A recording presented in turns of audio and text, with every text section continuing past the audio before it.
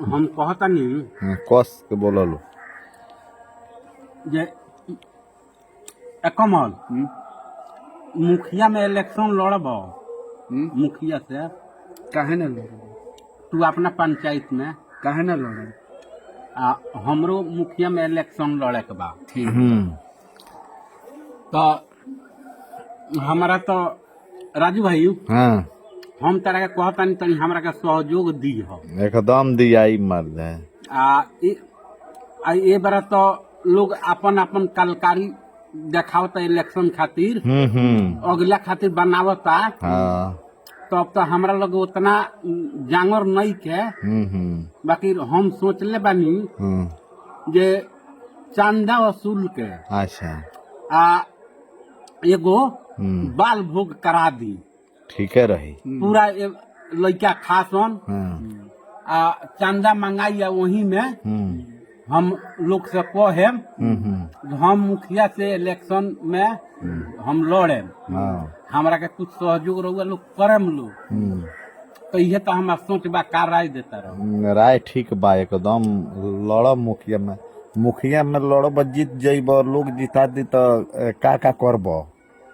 अरे तो हम तो जौन ये पंचायत के हम चमका देम। अच्छा हाँ आ कमल के अपना संगे रखिए बॉडी गाड़ी में।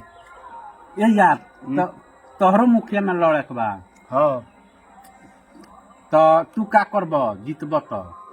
हम जीतम तो बहुत गरम पंचायत चमका दे। अच्छा ठीक और वो पंचायत के लोग के का करब? खियाल पियौली का खियब हो? का खियब हो? अनाज खियौली हो। ये यार तब तो हमरा का हरा देब तू। पैसा बा नु पैसा के कमी बा। पैसा के तू कस के बोलत पैसा के कमी बा तो इलेक्शन लड़ब हनु पैसा नॉमिनेशन करावे जइब त के पर जइब? के पर जइब बुझाता जे इतना थी बा। ए या तो माने कावना सवारी से जइब नॉमिनेशन करावे जाइल जला तो 150 आदमी जालन साथ है अब वो आदमी के नाश्ता पानी केहू स्कॉर्पियो से जाला केहू घोड़ा से जाला केहू हाथी से जाला जेकरा जौन व्यवस्था बा तो तू कैसे जइब? हम कोशिश से भाग जाब टेम्पू से। बैटरी वाली के डीजलवा वाली? बैटरी वाली गाड़ी तो बढ़िया बिन ले बा। बाकी इहो देख लियो 4 उंगरा खाल ऊंच पर बड़ा उल्टे ले बड़ा उल्टे ले गड़िया। हाँ बैटरी वाली तो मान लो गाड़ी उल्टी तो इहो तो उलट जइहन ना ई काहे के उलटे। अच्छा तब जीतब तो ब्लॉक में कौन कौन काम करब? बहुत काम हुई। कॉमन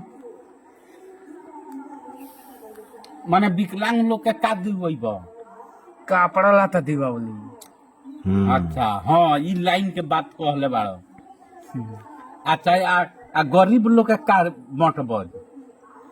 गरीब लोग के बटाई का माने बांटब? जेकर राशन कार्ड होई ओकर कटवा दी हो। कटवा दियोली। राशन कार्ड माने जेकर होई ओकरा के कटवा देब का कमल? ना कहे का मतलब जेकर वृद्धा पेंशन मिलत होई ओकर बंद करा दी हम का यार करा देब। आ जेकर 2 ताला घर होई ओकर कौन व्यवस्था बा? ओकर पलानी के करा दी पलानी के आ 2 ताला ढाहवा देब? उहे काम बा जे ढावावत रहो बनवावत रहो। आ जेकरा स्कॉर्पियो बा ट्रैक्टर बा ओकरा के का दिवब? का दिए कुछ न दिए। का है साइकिल दिवा दी। साइकिल दिवा दिए। उ धनिक बा स्कॉर्पियो बा 2 ताला घर बा तो साइकिल दिए आ गरीब के कुछ न दिए। मान लो स्कॉर्पियो से मान लो खेत में जाए को के यूरिया लेके 5 ओक में तो जइब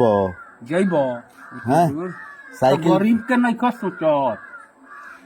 गरीब के सोचे के पर तो गरीब के का दिवब? गरीब के बहुत कुछ दिवा माने का दिवब? सहयोग ये दिवा। कह द यार कि पहले हम अपन बनाएम तब लोग के बनाएम। हम अपन बना लेम ओकरा बाद सोचे। हाँ अपन बना लेब तब सोचब।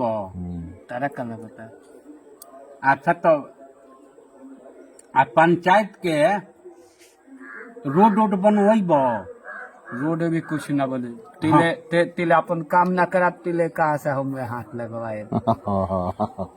तो हम तो कहे जन लो जौन रोड बाड़ी सन ओई के कोड़वा दो, दिमाग मत खराब करो। जेकर दुताला तारा पंचायत में घर बढ़ा हवा दो। बोलो का कहता रहो? तू ही बतिया लिए जाके ये यार तो मुखिया तू बनब तो तोहरे से हम बात करे हैं। बात का कर। आ जेकर ट्रैक्टर बोलेरो बा ओकर का कर थाने जंगल में भेज दो। तू ही भेजत रहो। टाइम नहीं सरल। ए बैठा बैठा यार।